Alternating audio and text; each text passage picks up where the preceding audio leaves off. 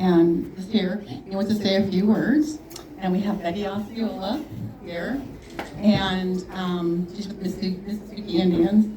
And we have Scott, who's going to say a few words with the Friends of the Everglades, and they are the ones that are suing with the lawyers, trying to stop this thing 6 miles from us. The jetport. I refuse to use the other words. Anyways, and then also, this is kind of the opening. Is my family's been wanting to start a new organization, Friends of the Big Cypress National Preserve, and it finally was live today. And this was planned in April, and so this is really good timing. So anywho, here. Oh, it's first time in 2000. Yeah, it's a long time. But anyways, this finally came to fruition to bring awareness to Big Cypress National Preserve, because it's kind of the stepchild is forgotten, and we need to bring awareness to this preserve. So anyways, here is my daddy. I'm glad you're all here. It's important that we try to stay on the romantic side of this issue, that the Big Cypress is probably one of the most unique places in the world. It's probably one of the healthiest places in the world. And we're trying here to get people to take swamp walks so they can understand and experience the good part, because doing a swamp walk connects you to it. Somehow being connected in water, you feel a different connection with it. I've been photographing and walking in the Big Cypress for 40 years. I have never met another person. How many national parks can you go to and never have met another person? 40 years. Yosemite? No. Everglades National Park? No. But, of course, there is a couple of trails here, which I don't take. I just go. Because you don't want to go. You want to go. The beauty about Big Cypress is chaos. And in chaos, there's natural biological order. If it's not chaos, it's probably not biological order, because everything has to work together to make it work. And it just so many things wrong with this thing south of us, 8 miles from here. We, in the 70s or 60s, actually the airport started, I think, in the 60s, and they built it without a permit. The FAA didn't even know they were building it. And now they're doing the same thing. They just decided this is what they're going to do. And we just have to, unfortunately, I have to get a little bit in the politics here, but you got to start voting for the right people. And we know who the wrong people are now. We thought maybe they were now okay, but unfortunately, they're determining this. So our oxygen comes from the trees, the grass, the mangroves, the periphyton, not periphyton. I don't think it might come from periphyton. Yeah. But the algae in the oceans. I was doing a poster for Earth Day for Miami-Dade County. I think this was about 2000, something like that. And I was talking to one of the professors that works on world ecology. And I said, You know, I am so upset that they're cutting down the jungles, the Amazon, and we're going to lose our oxygen. He says, no, that's not really the problem. I said, what? Well, he says, the problem is you cut those trees down and you change the ecosystem of the world, and the North Atlantic plankton stops making oxygen. Ah, the world's round? Wow, what a thought, what a thought. So, this is a, okay. People know that here. They know that the world's round? Yeah, I think all of these people are here because they know that, and they're here, and they're Okay. they know the world is round. Yeah, I think so. Do we all think the world's round? Yes. Now, do we treat it as this We're round? going to. We all That's the are. problem. Yes. Okay. I'll share this with the So- governor. Anyhow, the Friends of Big Cypress are doing a swamp walk on November 1st, and the money goes to the educational system of Big Cypress to teach all the sixth graders in Collier County. They take every sixth grader in Collier County for a swamp walk. Right. Plus, before the swamp walk, Lisa goes to the school and teaches them about it. And then they do the swamp walk. Besides that, they teach them about the panthers, they teach them about the ecosystems. So they really get a physical and mental And they connection. also bring like science experiments. They do testing of water. They bring it Yeah. home. They bring it back to school. They do a report on it. This program is going to be lost without private funding. Right. So basically, we're helping them go. Yeah. So anyways, yeah. That's good.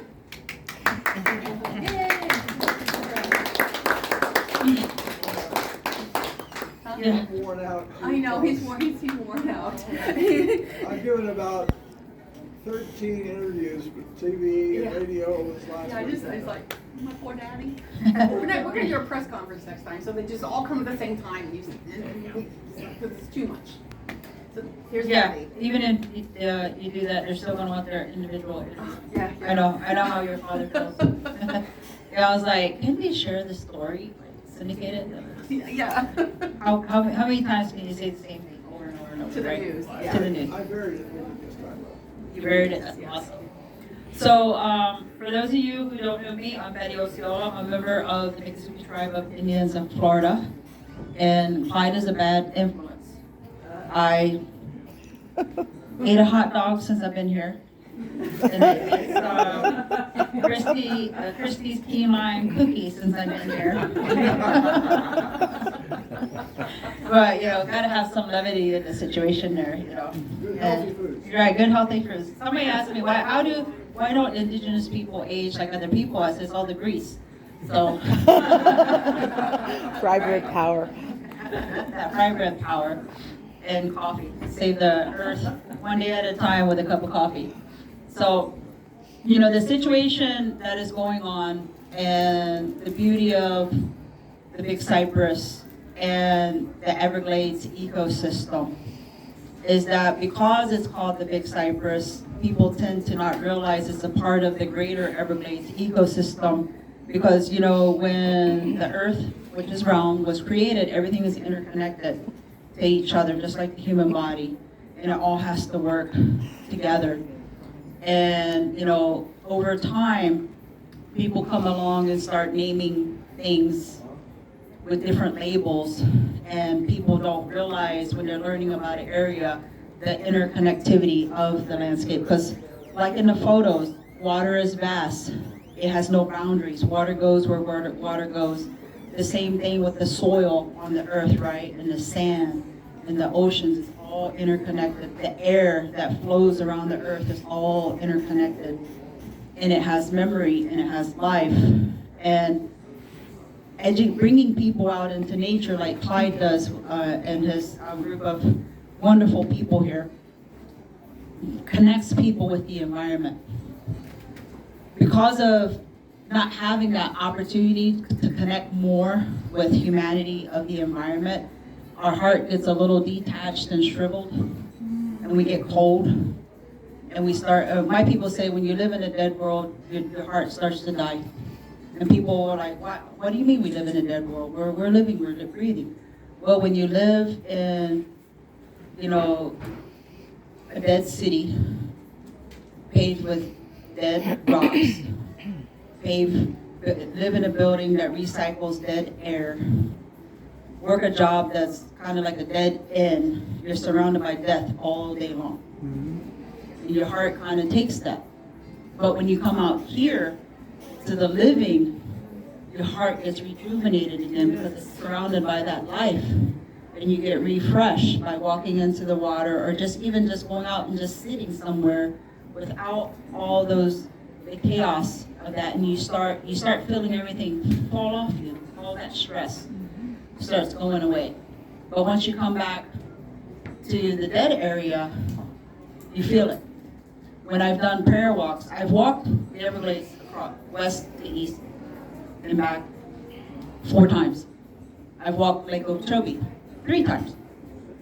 And, you know, when we're able to connect in that way and pray across the landscape, nature sees you.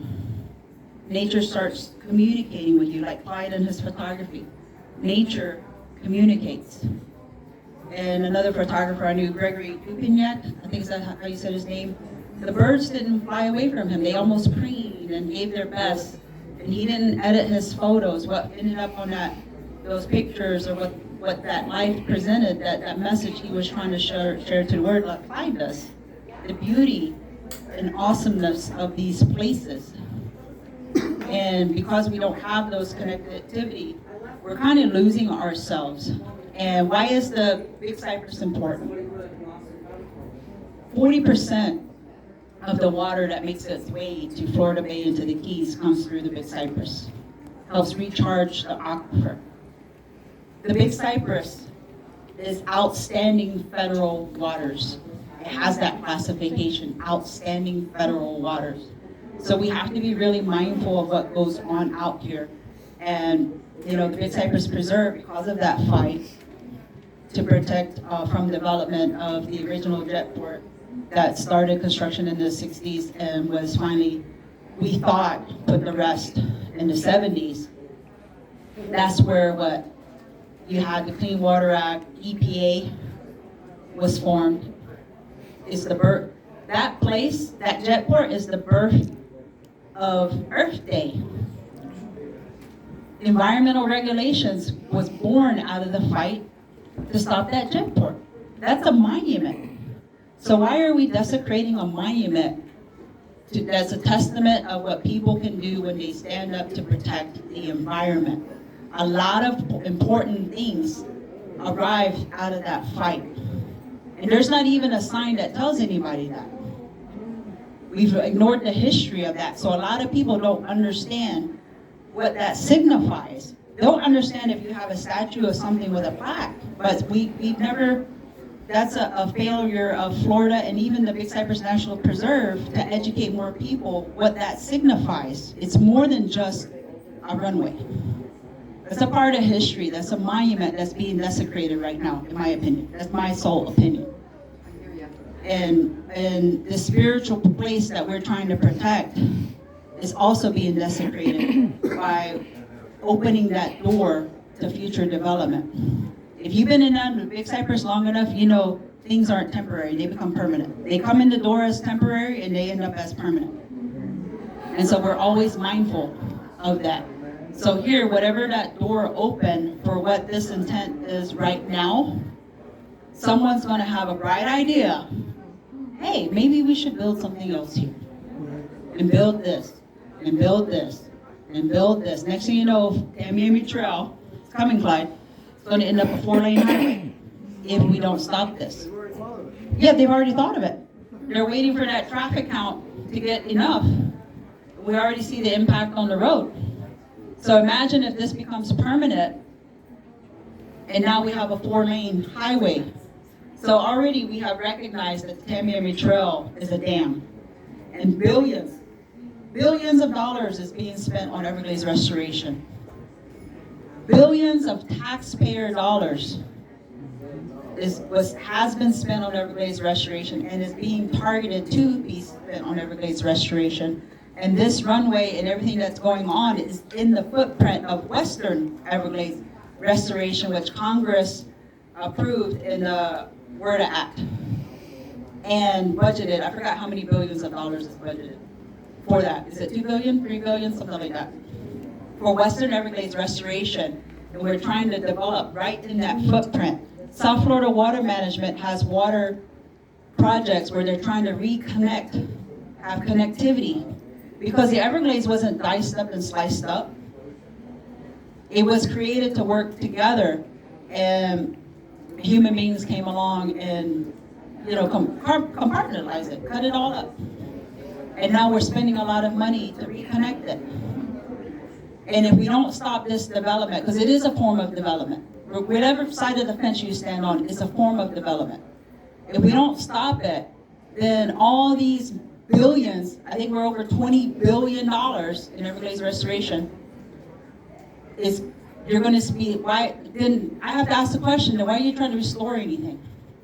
If on the other hand, you're trying to destroy it. Who's making money off both sides, right? If you really want to restore this environment, restore the environment, I say healing.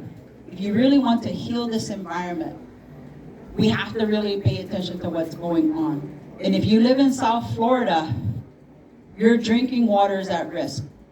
One of the largest aquifers in the entire United States is at risk. And 8 million people in South Florida depend on that aquifer. People don't get on an airplane to come visit Florida. I'm in tourism. 80% of my customers come from other countries. About, I would guess at 90% at times. Because there's days where I don't even see a person who lives in Florida or even from the United States walk through my door. They're from Germany, France, Italy, Canada, all these other countries. So no one's going to book an airplane ticket to come to South Florida to visit what's going on. So what's happening out here, we're seeing it, but eventually the hotels, the restaurants, any mom and pop who makes a business off of this economy that South Florida brings, the environment is your economy. Who's going to want to come fish out here? Who wants to come out here? Local tour operators are already saying people are canceling on them because they don't want to come here. Not just to the Big Cypress, it's up at Fort Myers, Miami, the Keys. Nobody wants to come here now. So if you don't care, if people don't care about what's going on, I'm sure they're going to care when it hits their wallet. Because it's not just the Big Cypress, it's that ripple effect of that stone dropping in the water and it ripples out. It's going to come to you in some form. So, regardless of what we personally think about anything that's going on, eventually it's going to come to your doorstep in some form. And that's why I think people are missing that point. It's going to impact you personally somehow. And it's already starting on the local level. It's already starting in the trees, in the water. They're already spraying out there for mosquitoes. We joke about mosquitoes, but mosquitoes are food.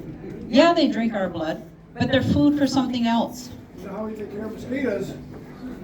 Right? One mosquito at a time. So if you're spraying for them, if it's an aerosol, the wind picks it up and carries it somewhere else. Or if you're mixing it with water and putting it on the ground, the rain's going to take and wash it away somewhere else. If the amount of diesel generators we saw go out there, diesel, all that's going into the air, the fuel that has to be stored on site. This is Florida.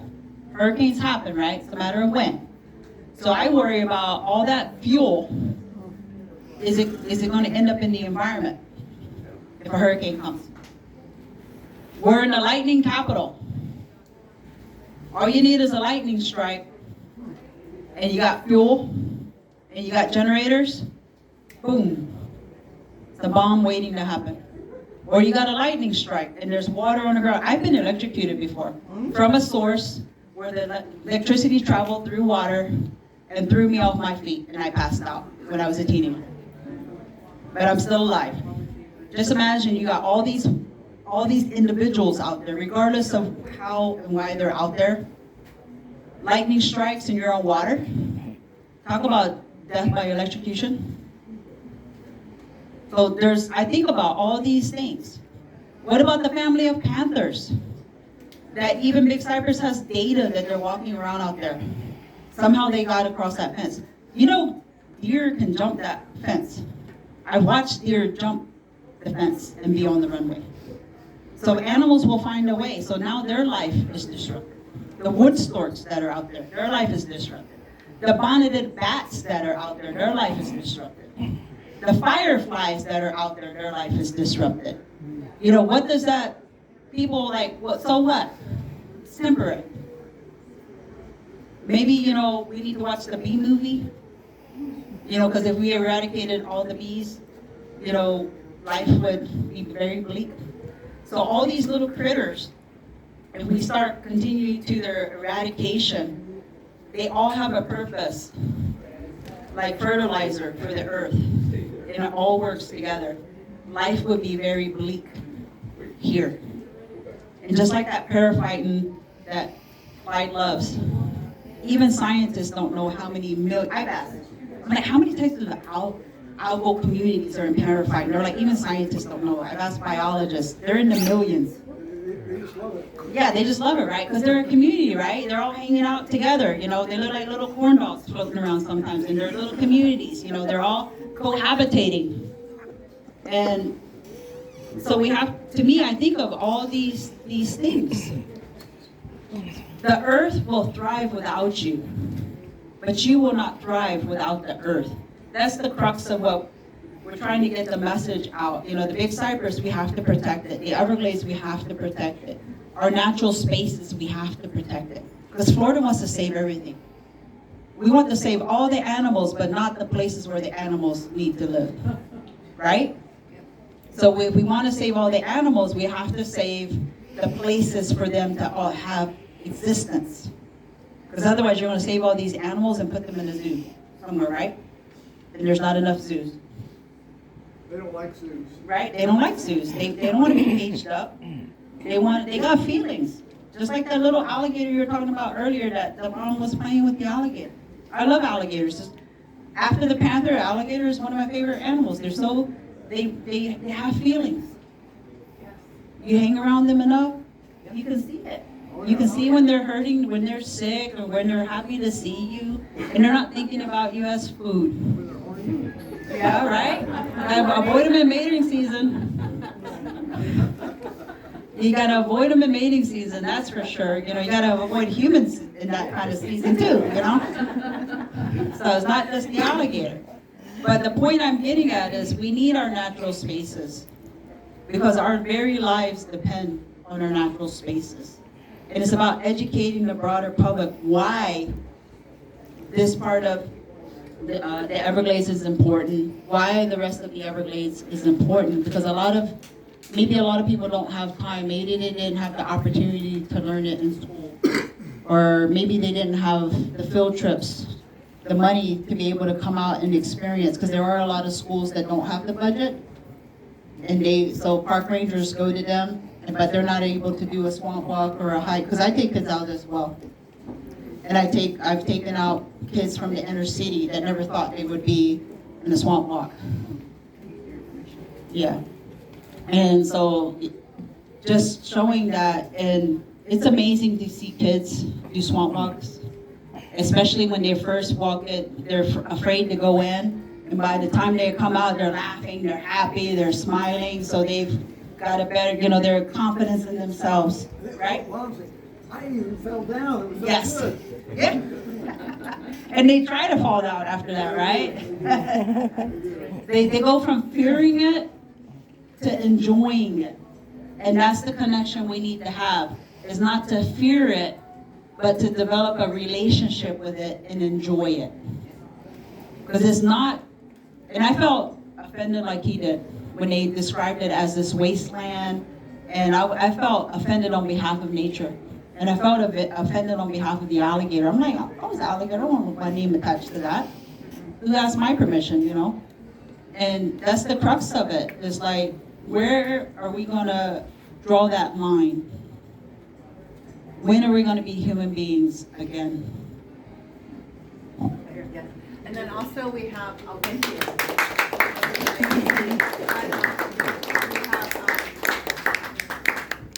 go ahead, introduce yourself. Well, I was gonna tell you too, you know they have commercial incinerators out there. No, go down, but I just looked for them. Oh, really? we're not sure. We're not sure. We're not sure, so. Because we can't get, Let him do his signature. Okay. Hi, I'm Scott Brown. I'm with Friends of the Everglades. We were founded in 1969 by Marjorie Stoneman Douglas. We have copies of Marjorie's book outside. If you're interested, if you haven't read it, The Everglades River of Grass, where she indicates rightly that there are no other Everglades in the world. That's why we're here to protect it, preserve it, and restore it. On June 27th, we filed a suit along with the Center for Biological Diversity, indicating that the U.S. government and the state and Miami-Dade were going against the National Environmental Policy Act by rushing this through without an analysis of the environmental impact. And then this past Friday, we expanded our suit by including that they were going against the Endangered Species Act, as well as the Clean Water Act. And you've heard here that we do have panthers around, and that's a major area that we want to protect is panther life, the bats, as you mentioned. And all you have to do is look around this gallery and this site here, and it's just beautiful. The work here that you've done, Clyde, I look at these and I go, maybe you've never seen this cloud pattern again of what you've seen there. That's a one moment in time capture of how beautiful this area is. So we have more information on Friends of the Everglades outside, and our work to rally support for everything to slow down, really look at the environmental impacts that are being made here. So thank you for having us. Can I ask a question? Yeah. What are they doing with the waste, with the human waste? I don't know. I don't, Trucks come out, but we don't know where they're going. I don't know what's doing, and also, well, there's things that may be happening out there that are completely illegal. Get down. So we need to find out what's happening out there. The Democratic congressmen, or they wouldn't let in. you know, The Republicans let in. They did yesterday. They finally got I it. know. I know, but Betty knows more about what's going on. Here's the book from her. She sees the trucks going in and out and stuff. Oh, well, Yeah. okay. Yeah, I'm just saying, like, someone I got the picture evidence. Telling on me over here. She's like, I see trucks coming up. yeah. I see sewage trucks going in, sewage trucks leaving. I see aviation fuel trucks going in, aviation fuel trucks leaving. I see big tankers of water trucks going in and coming out. I've seen excavators going in, dump trucks. I think one day we counted over 100 loads. It could have been the same trucks going back and forth, but in like a half a day span was 100. In a 24-hour operation, this was before it was open. Saw asphalt trucks going in, saw those big rollers that they use to compact asphalt going in. Saw generators, massive commercial size generators go in. A lot of travel trailers go in. A lot of portable, those large commercial portable toilet things go in. A lot of fence trucks that had fencing material go in, plywood go in. And I saw this huge, it's like a dump truck. If you ever saw heavy construction, like on major highways, where the truck is like bigger than this building, like extra size, like almost like military size dump trucks, gravel dump trucks. I'm like, why do they need something that big? And then some, drills. I don't know what the drills were for, because I'm just watching it go in and out. So that's the thing. There's a lot of questions that haven't been answered because there wasn't impact study, there wasn't a clear plan of what is going to be there or what's going to be there in the future. Understanding, because I grew up around here, and what's around there and what's fenced in and what was there or not. And people were like, oh, this was already there. I'm like, no, it wasn't. And so it's, there's a lot of questions that need answers, regardless of who are asking those questions. The public, the officials, regardless of who they are, should have answers for those questions. And that's the thing, is like, to me, it's like, if you're very proud of what you're doing, then don't hide what you're doing. Be very open about it, and be very forthcoming about it. And, if, as a private property owner out here, I'm sure whatever Clyde does, they got to pull a permit for it. They got to make sure worry about the environmental impacts. So here, regardless of who they are, they should have some type of accountability, some kind of process for it that they too should have to follow. Because a hurricane just didn't come by. And a hurricane, like we saw on the West Coast when that bridge was wiped out and those roads were wiped out, people were stuck on the island. So they had to take the bridge. That's a different story. They had to, otherwise you got people trapped on the island, right? That's different. Here, the urgency, if we're planning it in February, and now in June it was an emergency, but you were planning it in February. But June now it's an emergency. It's like you were planning to set your house on fire. Hurricane season. Yeah, we're in hurricane season, right? Make any sense? Yep. And it floods out there too, doesn't it? Yes, it does. I live out here. Yeah. Water can get very deep. Yeah. I have signs of myself to the chest when water gets too deep out here. Yes. One of the biggest sources of forever chemicals is airports. And that has been bothering me a lot. If there's a fire, if there's a plane crash on takeoff or landing on that airport, we're going to see PFAS sprayed, and it's going to live in the surrounding areas, including 8 million people's drinking water, forever. That's why we closed it. Forever. It was those concerns that originally shut down the We've original already done the project. research. We've already done the Yeah, so considering that there's more, at that time, there were less people living in Miami, right? Wasn't up to 8 million South Floridians. It was less, but it was still recognized that it would be detrimental. Development of that type would be detrimental to this fragile ecosystem. So now we have more people who are more dependent on that drinking water and other things, And it's trying to educate people why it's so important not to open up development out here. It's very important, more so because you got so many more people dependent upon this area.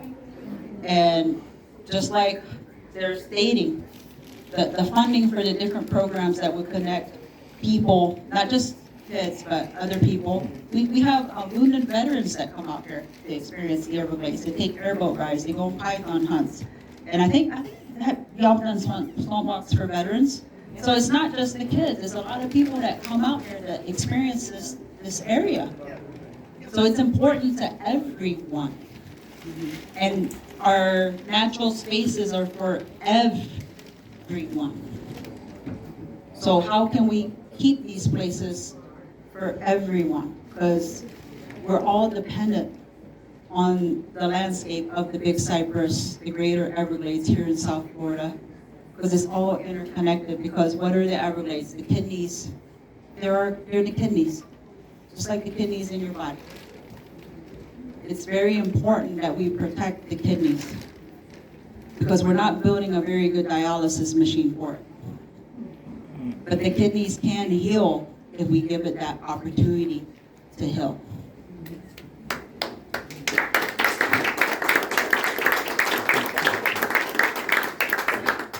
One more thing. Just It's one, been 45 minutes. just one real quick. He's on a roll. You shouldn't give them that pumpkin. Don't give him any more, no more coffee for Clyde. Uh, question? There's one little simple thing to think about. Why do we have a national park? And why would anybody in their right mind put 5,000 or 6,000 people in a small location in the middle of a national park? That's just stupid. There you go. There- Isn't it with that?